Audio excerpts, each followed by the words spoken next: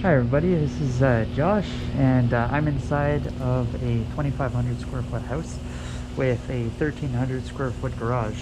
The garage itself is going to be an R40 and the house is going to be an R60. Now, I want to answer a couple of questions with regards to that soundproofing video. Alright, so I've got to make my way here. There's a carpet ceiling with sloped sides. I really appreciate you guys putting comments into the videos because it gets everybody thinking. The initial idea behind the video for floor joist cavity fills with loose fill, because this is loose fill here, was just to show an option for soundproofing.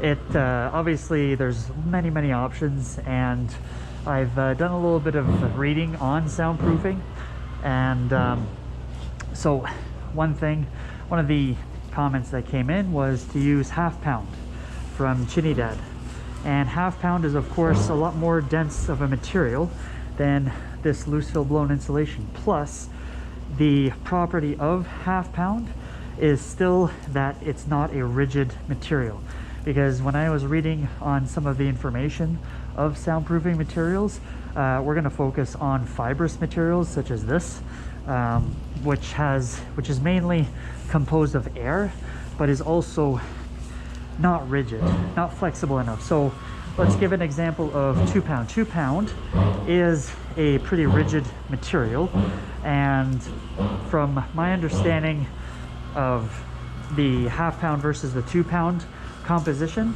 is that the half pound is used for soundproofing and is a lot better at absorbing sound than 2 pound would be, because 2 pound is much more solid, has a very solid structure, and so its ability to conduct sound, I would say, is a lot higher than, say, something that would absorb it. So for instance, I'm gonna give the analogy, say that you're throwing a ball to a material. So if you've got a material that forms with the ball, then my opinion of this, and this is just my opinion, but from what I was reading, is that that material, because it forms around the ball and it is able to absorb the energy of the thrown ball, it's going to be a lot more effective at absorbing the energy. So it's the same principle as if there was a sound wave that was thrown at a material, right? So say like you've got wood. Wood is not necessarily the greatest absorber because obviously you can hear that. But if I'm hitting loose fill, right? So loose fill, you're not going to redirect that sound back. So for soundproofing, what you're thinking of doing is you want to stop that sound wave. And so fibrous materials, well, how they work is that they have pockets of air, and also within the actual material itself, it's not a rigid material. So what will happen is the sound will try to pass through, and those little pockets of air will actually disrupt and absorb the sound wave as it passes through through friction and deformation, and the sound wave doesn't keep its integrity, and it doesn't stay at the current frequency, and it dissipates as it passes through. Sorry about this interruption, guys, but I had to make my way through to the other side of this attic and pass over this, so it's always difficult to do that. Hopefully what I had said previously clarifies that question. It seems that the more dense materials will perform better, especially with higher frequencies thrown at it. The one thing, you want to have an air gap between the absorbing material and the more rigid material. So the more rigid material, in my opinion, would be that the gypsum board or the drywall that's going to be installed and finished off. And then so that's why they had that strapping that was perpendicular to the roof, the floor trusses or the floor joists, because then that provides an air gap.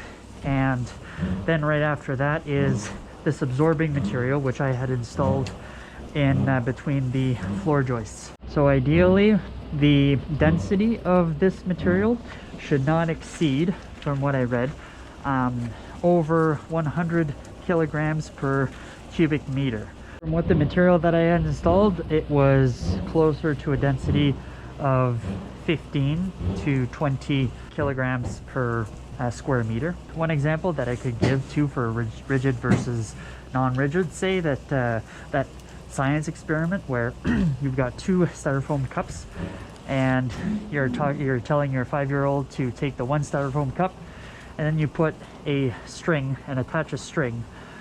When the string is not taut, then of course the vibration won't transfer from one cup to another when you're talking to each other. But if you tighten that string, then the string will be able to vibrate and transfer that what you're saying back to the other styrofoam cup a lot more efficiently. The other main question that was asked was, how do you guarantee that each cavity has been filled properly with the loose fill, because there's a membrane that's preventing you from seeing around even like the heat ducts and all that good stuff. Well, I do have some experience with filling walls with the gyprock still installed, and you poke a couple of holes and then after that you fill. So the one thing that I had mentioned in the video is that you want to lower the intake for the material. This way the material comes out really fine and it can squeeze through small cracks a lot easier than if the intake valve was opened up all the way to let more dense packed material through. It does take longer for the job to get done, but it gets done a lot more efficiently. Plus, throughout the job, I made sure to look after each pass that I could feel the very similar weights for every cavity. That was the other way that I was able to verify that all of the cavities were full, because if you saw that there was a bit of a dip that was done with the fiber or the membrane, then you saw that it was weighing down on the membrane, which gave you a good idea that that cavity was full. Because even when you started filling it up, the membrane wouldn't dip down.